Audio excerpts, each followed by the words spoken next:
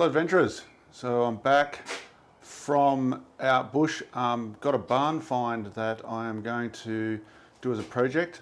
It's a Polaris 700 Sportsman. We're going to turn it into a bit of a fishing buggy, so when we go remote we got it's a bit easier to go and check out some other spots. So a couple of issues is this bike is basically near new. It's only about 1800 k's, but it has a fault that a lot of the Polarises have where the ignition module dies. So I've actually found a guy who may have an ignition module, and there's a couple of different ways to fix this. So I'm going to head down and see what we can work out. I've tested the rest of the ignition system and it all checks out good. So it must be just this module that's dog barking, made by Ducati, and it's about as reliable as their motorbikes by the from what I can make out. So let's go take a look. So adventurers, I'm back. I have a new module, or a second-hand new module, and I'm going to fit this bike and see if we can get it running, and then probably start pulling it to bits, cleaning up a few things. I've got to do the boots and a few things like that. So first thing I'm going to do though is get it running and get it running well, and then move on to the next. So I'm going to get this module switched out, and that's going to be job number one.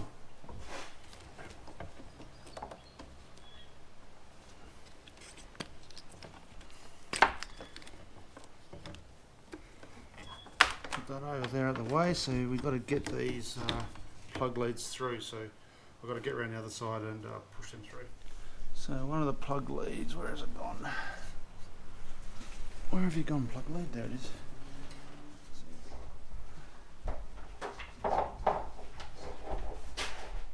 So that's the old module out, and we'll stick this new module in. I've just got to swap over the leads.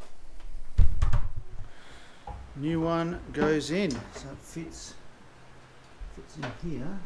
This way, yeah, fits up in there. Like that somehow. Up in here. Okay, so we should have some power now. I just disconnected it. That battery's buggered. Disconnected it. We'll have a crack.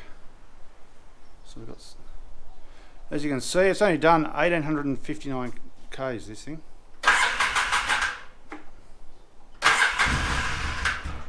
Oh, see, it fires. Okay, I'll put this down and see if we can get it to work.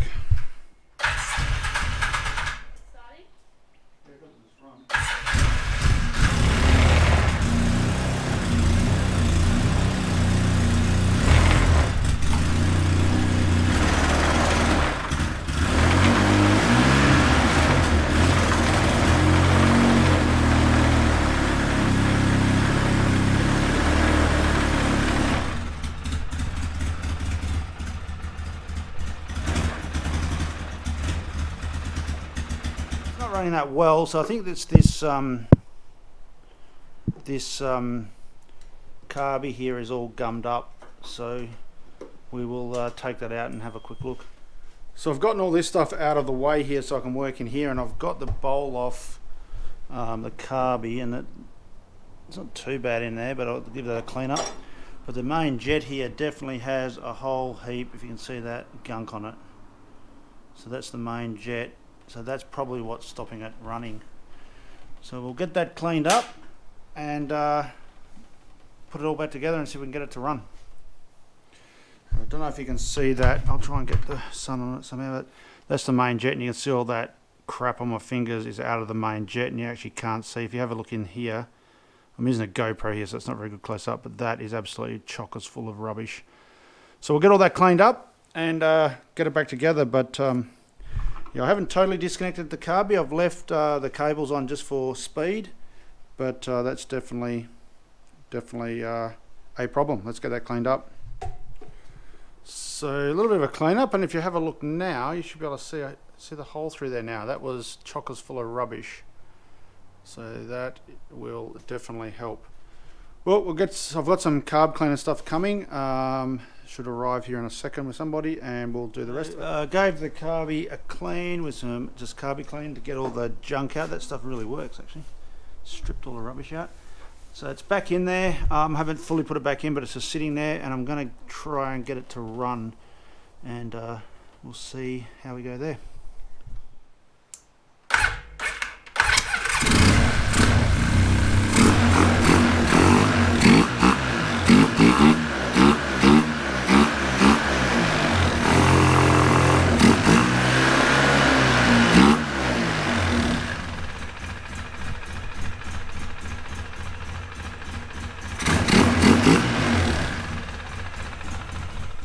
So there you go, it's up and running. So it definitely has that twin sound to it.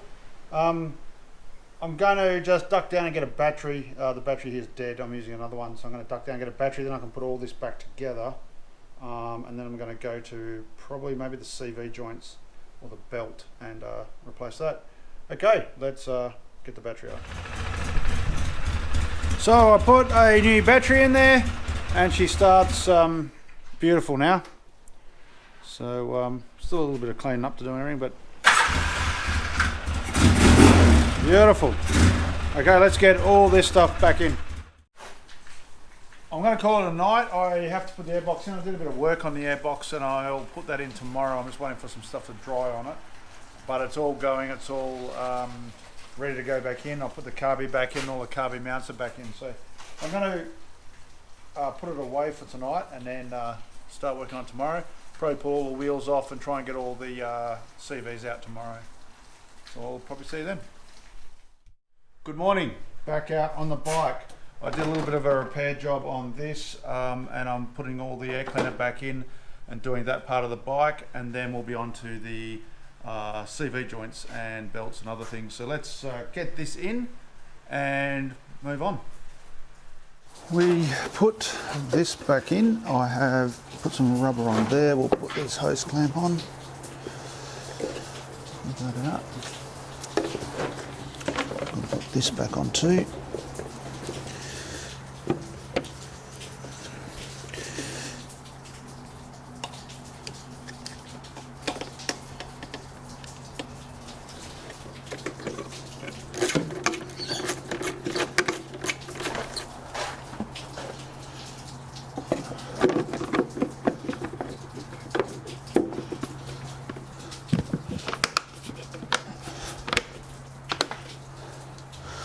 There we go, that's done.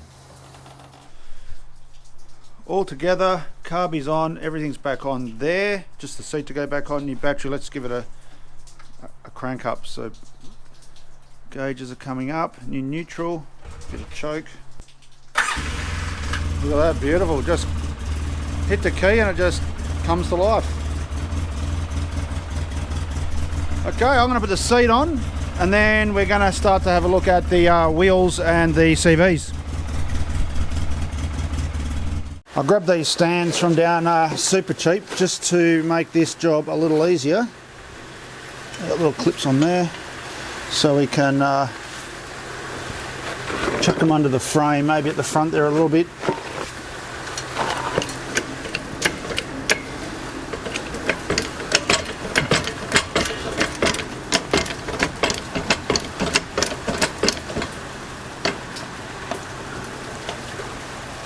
Try that.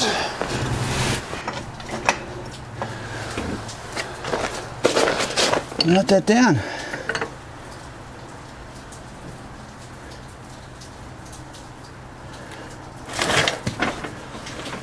Okay, that should be quite. Whoop. What have we done here? I think we're right there. What have we done here? I think we're right there too. Okay. Got the bike up on stands, front and back, and all the wheels are off the ground, so we should be able to now start taking a look. The wheel on the other side there is leaking, so I might pull that one off first and have a look at him and just see where that's leaking, see if I need to do anything about that. This one here. They often leak around this valve, so just they're very low pressure. But I'll chuck some water on him, soapy water, and see what that brings up.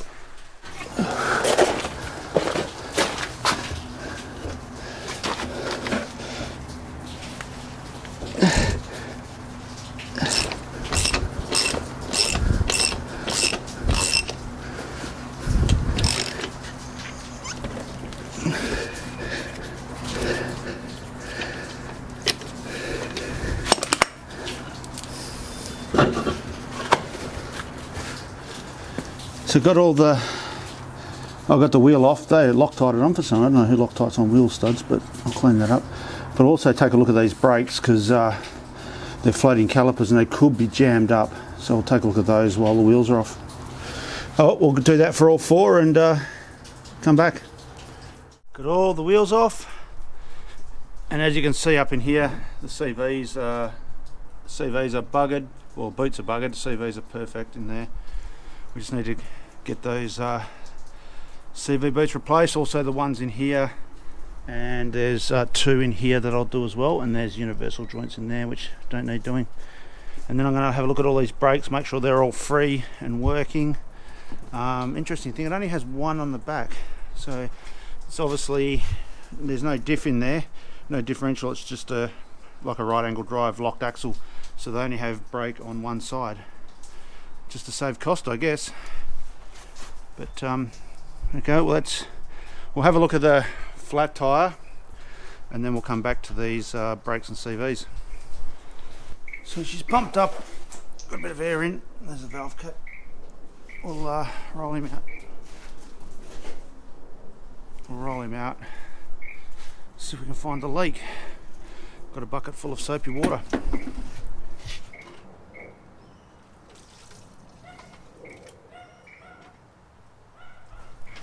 This is a 10 pound, which is I think about as hard as you go on this, and you can see, especially here, you can see those bubbles coming through right here, and that's a leak on the bead.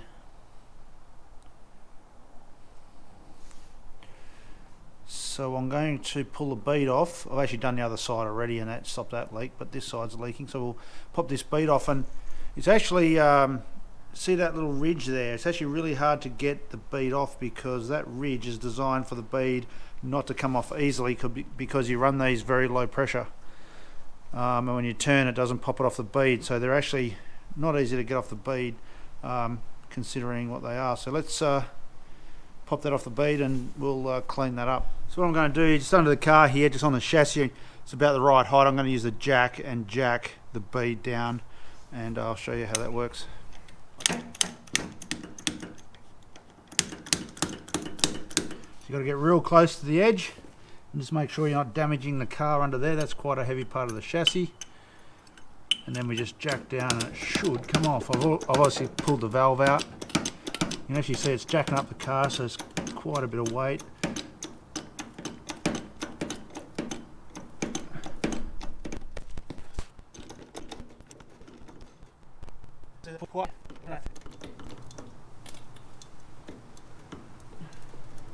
There we go, it's popped. So you just got to get it over that lip.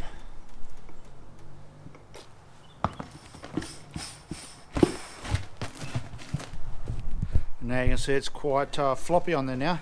So now we can clean up that bead.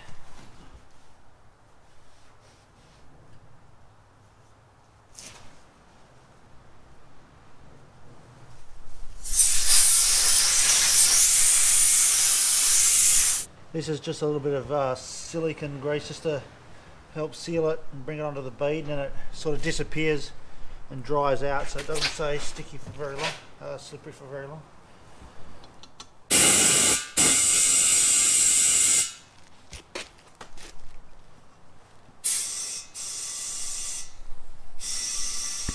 There we go.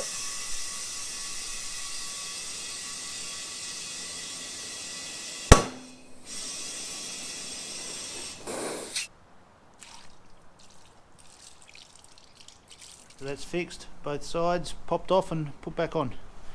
So that's that tyre fixed. Good, one last job. So I might have a quick look at these brakes and just make sure they're all working. They all seem loose there, but I just want to make sure they're loose on these pins, what they move side to side on. Otherwise you end up wearing out just one pad because they're not floating. So we'll check that out. Looks like 2 half-inch bolts hold these on.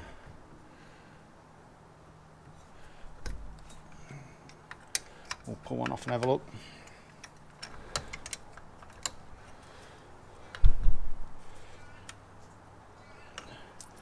What you're looking for is some movement on these pins, and if I try and do this one-handed, you can see that pin there, that rubber just where my thumb is moving, and that's moving beautifully. Maybe if I go the other way, you can see it moving there. I hope. Hang on, try the other hand. Well, trust me anyway, it's moving beautifully, exactly as I'd expect it. So that's all exactly as I like it. The brakes seem pretty good. Obviously just a little bit of rust on the disc because it's been sitting around, but other than that, all that is perfect. So we'll go and have a look at the other side. So CV joints, as I mentioned earlier, but also got to change the belt. So I'm going to get in here.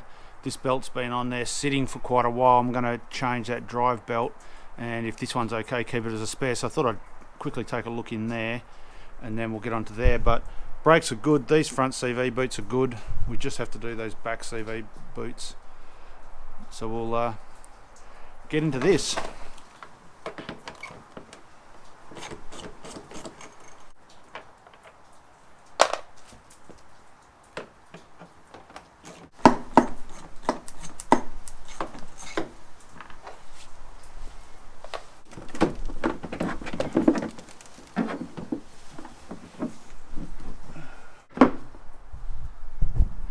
So this is the drive mechanism. It's just a big vari-speed basically, and this is in pristine condition. Even that belt looks good.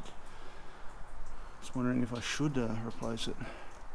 But I can always, oh yeah, there's a couple little, maybe I'll just replace it and keep a new one as a spare. So we just got to be able to get that off, lever that off, and we'll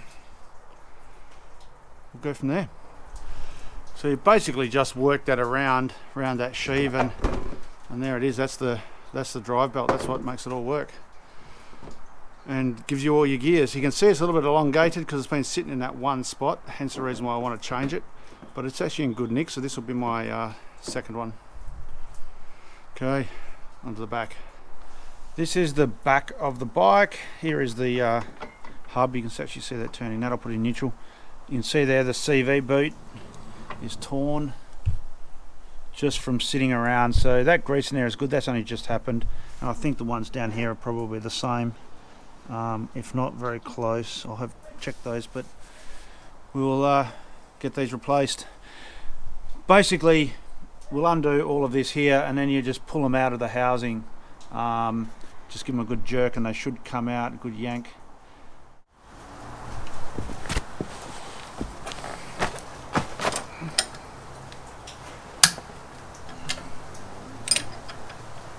Both of these off.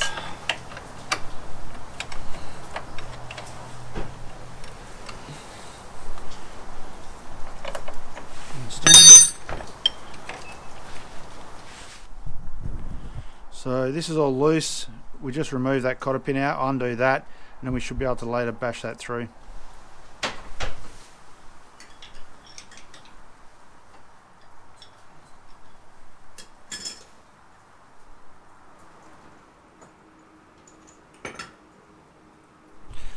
So there we go, that's all now off, and that's all loose from there, and we'll just push out, this boot actually looks quite good, so we'll just push out basically the wheel. This is the hub, so we'll tap that back out. That hub actually just fell off, so there's the hub. We'll poke the things back in here to keep all this clean. And then get to pulling that shaft out. So with this shaft, you're supposed to be able to just pull on it and it will come out of there. So that's the idea. We're going to see how that works. This is the first one that I've done of these. So we'll see how that works. So basically just give this a good pull. It should come out.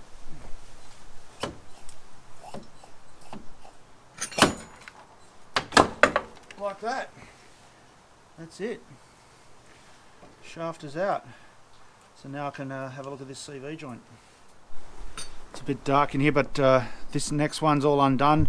Difference here, it just has brakes, but I checked the brakes and they're all still moving on the pin, so like the front, they're good. Oh, we'll pop this shaft out, and that's the shaft's done, I think.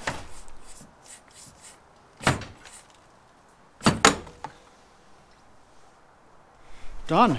Okay, you can see right through there. If you can see through the diff just there. Well, that's it. I'm just going to mark all these to make sure the shafts go back in the same side. I don't think it matters, but I'm going to mark them anyway. And then I've got to get the boots for these. So that's it for part 1 of this video, pulling all this apart. I have some parts coming to put it back together. I have some upgrades coming from the US, and I also got to add all the fishing gear, rod holders and things like that. So that'll be in part 2. So thanks for hanging around until the end, and I'll catch you in part 2.